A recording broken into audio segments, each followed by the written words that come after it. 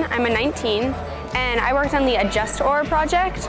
So we looked at rowing oar locks. This is an oar lock. The oar goes through here, and when the rower pulls, this swivels along with the oar. Right now, the current state of the art is this oar lock is adjusted up and down the pin with these spacers, which are pretty hard to get on and off the pin, especially in cold conditions when your hands are cold too.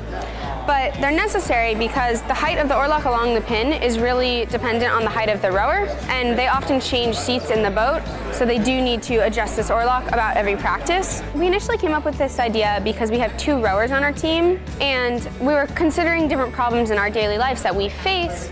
And then we started thinking about the sports that we do, and they thought about it and came back to us and said, we have these spacers that we use every day, and they're so inconvenient.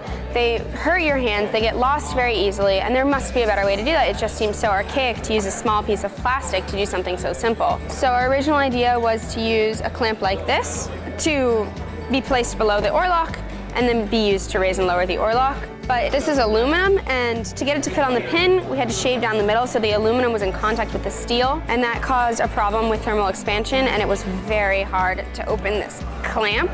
So we decided against this idea and moved on to this type of clamp, which is a barbell clamp, and made lots of different prototypes of how that would fit, different dimensions. You can see there has a different handle, and came up with this system, which is a much smaller version of that big barbell clamp, and as you can see, it's fairly easy to open and close, and then it holds up the oar lock, and the rower can row in the same manner. So it's very user-friendly and can be used on the current system without changing anything. It was really important that we worked so well together and split up the work so well that we got multiple things done at once and were able to finish the product.